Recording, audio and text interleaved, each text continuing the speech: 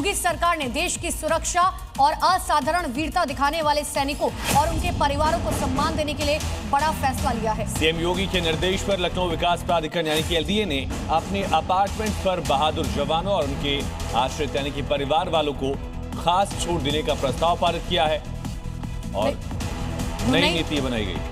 नई नीति के तहत परमवीर चक्र, अशोक चक्र से सम्मानित सैनिकों को फ्लैट की कीमत पर 7.5%, जबकि महावीर चक्र और कीर्ति चक्र विजेताओं को 5% की छूट दी जाएगी।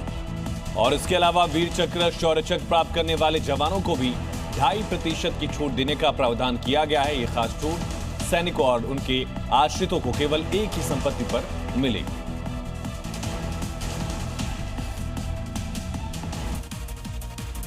और अब बढ़ते आगे, नासिक के तपोवन में साधु ग्राम बनाने के लिए पेड़ों को काटने का मामला लगातार बढ़ता जा रहा है। और इसी मुद्दे पर जमकर सियासत भी कैसे हो रही है, देखिए।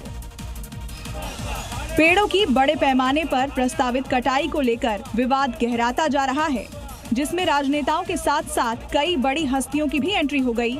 तो वहीं अब इस मुद्दे को लेकर लोगों ने धरना प्रदर्शन शुरू कर दिया है और प्रदर्शनकारी अभिनेता सयाजी शिंदे के बयान का समर्थन कर रहे हैं और कह रहे हैं कि आस्था के नाम पर पेड़ों को काटना ठीक नहीं है। दरअसल कुछ दिनों पहले अभिनेता सयाजी शिंदे ने कहा था कि साधु आते जाते रहें, इससे कोई फर्क नहीं पड़ता, लेकिन पेड़ों के लुप्त होने से हमारे जीवन पर असर पड़ेगा। बाबरी मस्जिद विध्वंस हुई की 33वीं बरसी पर उत्तर प्रदेश में हाई अलर्ट। अयोध्या, मथुरा, वाराणसी, संभल में खास निगरानी। शहर शहर बढ़ाई गई सुरक्षा, पुलिस प्रशासन सतर्क।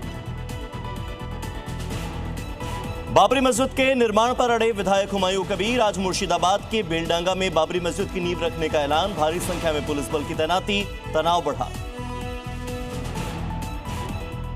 इंडिगो विमान के संकट पर बनाई गई हाई लेवल जांच कमेटी। आज दिल्ली से मुंबई और मुंबई से दिल्ली के लिए कोई फ्लाइट नहीं। हालात सामान्य होने में लग सकते हैं 10 दिन।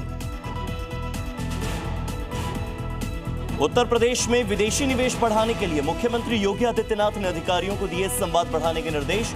कहा हर निवेशक को मिले फास्ट ट्रैक सुविधा, स्पीड, स्टेबिलिटी और सपोर्ट पर दिया जोर।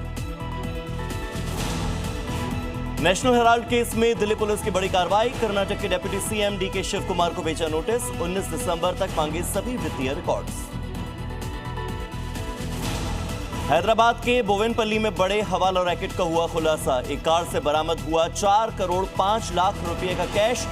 पुलिस ने 2 लोगों को अरेस्ट किया। नागपुर से बेंगलुरु ले जाया जा रहा था ये कैश। उत्तर प्रदेश के बुलंदशहर में गैंगस्टर पर योगी फोर्स की बड़ी कार्रवाई। हिस्ट्री शीटर साजिद की 42 लाख की अवैध संपत्ति को प्रशासन ने किया कुर्क। गैंगस्टर पर 50 से ज्यादा मामले पहले से दर्ज।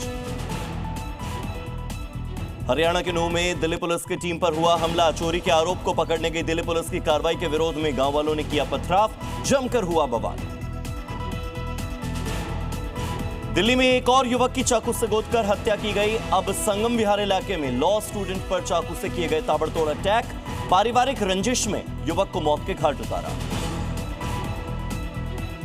और आज भारत और साउथ अफ्रीका के बीच खेला जाएगा वनडे सीरीज का तीसरा और आखिरी मैच। सीरीज पर कब्जा करने के इरादे से उतरेंगी दोनों ही टीमें। अभी सीरीज बराबरी पर है।